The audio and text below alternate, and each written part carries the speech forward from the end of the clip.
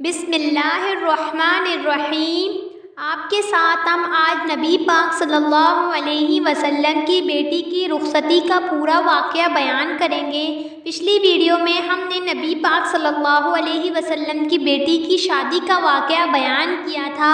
اگر آپ نے وہ ویڈیو نہیں دیکھی تو آپ کو میرے چینل پر وہ ویڈیو مل جائے گی۔ جب حضرت علی رضی اللہ تعالی عنہ سے بی بی فاطمہ کا نکاح ہو گیا تو پیارے نبی پاک صلی اللہ علیہ وسلم نے حضرت علی سے فرمایا، علی فاطمہ کی رخصتی کا انتظام کرو۔ حضرت علی رضی اللہ تعالی عنہ فرمانے لگے، یا رسول اللہ، میرے پاس صرف دو ہی چیزیں ہیں، ایک میری تلوار اور دوسری میری زرہ۔ رسول اللہ صلی اللہ علیہ وسلم نے فرمایا، اے علی، تلوار سے تو تم جہاد کرو گے اللہ کے راستے میں۔ رسول اللہ صلی اللہ علیہ وسلم نے فرمایا، اے علی، اٹھو، کہ جو زرہ تم نے فاطمہ کے حق مہر کے طور پر قرار دی ہے اسے لے جاؤ بازار اور فروخت کر دو۔ حضرت علی رضی اللہ تعالی عنہ بازار گئے اور زرہ کو فروخت کیا۔ حضرت علی رضی اللہ تعالی عنہ زرہ کی قیمت لے کر پیارے نبی پاک صلی اللہ علیہ وسلم کے پاس آئے اور ان کو پیش کر دی۔ ان میں سے کچھ رقم نبی پاک صلی اللہ علیہ وسلم نے حضرت اسماء کو دی اور فرمایا، ان سے عطر اور خوشبو خریدو، لباس خریدو، فاطمہ کو دلہن بناؤ، دلہن بنا کر لے آؤ۔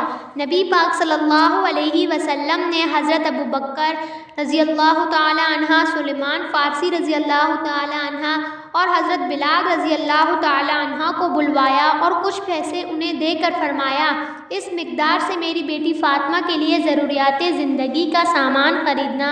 انہوں نے بی بی فاطمہ کے لیے سامان خریدا، ایک سفید قمیض، ایک بڑی چادر سر ڈھانپنے کے لیے، ایک چارپائی جو کھجور کے پتوں سے بنی ہوئی تھی، 4 عدد تکیے جو گوسم کے چمڑے سے بنائے گئے تھے جن کو ازغر نامی خوشبو والی گھاس سے بھرا گیا تھا، 1 عدد چٹائی، ایک آٹا پیسنے والی چکی، پانی بھرنے کے لیے 1 عدد چمڑے کا مشک، کپڑے دھونے کے لیے 1 عدد تھال، دودھ کے لیے 1 عدد پیالہ، پانی پینے کے لیے 1 عدد برتن، 1 لوٹا، 1 عدد مٹی کا برتن جسے سراہی کہا جاتا ہے، اور کچھ گھر کا ضروری سامان جو بی بی فاطمہ اور علی کے گھر میں استعمال ہونا تھا۔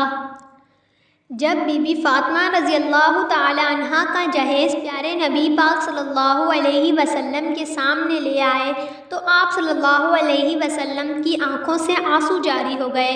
تو پیارے نبی پاک صلی اللہ علیہ وسلم نے آسمان کی طرف سر بلند کر کے فرمایا، اے اللہ، خدا اس شادی کو مبارک کر دے۔ یا اللہ، میری بیٹی فاطمہ اور حضرت علی کو دنیا اور آخرت کی ہر خوشی عطا فرما دے۔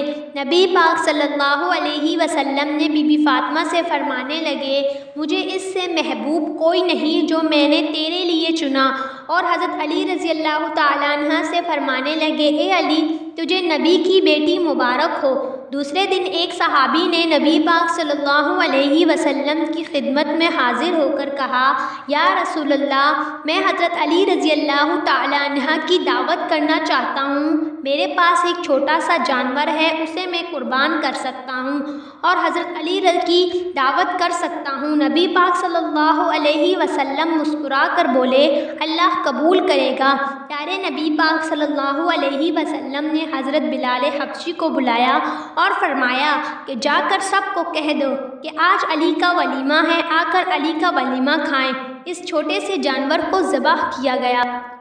پورا مدینہ اس دعوت میں تشریف لایا تھا۔ تمام لوگوں نے پیٹ بھر کر کھانا کھایا اور گوشت برتنوں میں ویسا کی ویسا ہی تھا۔ حضرت علی رضی اللہ تعالی عنہ اور بی بی فاطمہ نے ہمیشہ صبر کے ساتھ وقت گزارا۔ ان پر غربت کے بڑے بڑے امتحان آئے، لیکن یہ دونوں ہی امتحان میں پاس ہو کر اللہ تعالیٰ کی عبادت کیا کرتے تھے۔ حضرت علی رضی اللہ تعالی عنہ جیسے صبح ہوتی مزدوری کے لیے نکل جاتے، گھر میں بی بی فاطمہ اپنی چکی سے آٹا پیستی اور گھر کے باقی کام کرتی۔ وہ گھر کے تمام کام اپنے ہاتھ سے کیا کرتی تھی۔ اسی طرح نبی پاک دو جہاں کے بادشاہ کی بیٹی کی رخصتی ہوئی۔ سبحان اللہ۔ امید کرتی ہوں آپ کو میری ویڈیو پسند آئی ہوگی، تو ویڈیو کو لائک، شیئر اور چینل کو سبسکرائب ضرور کریں۔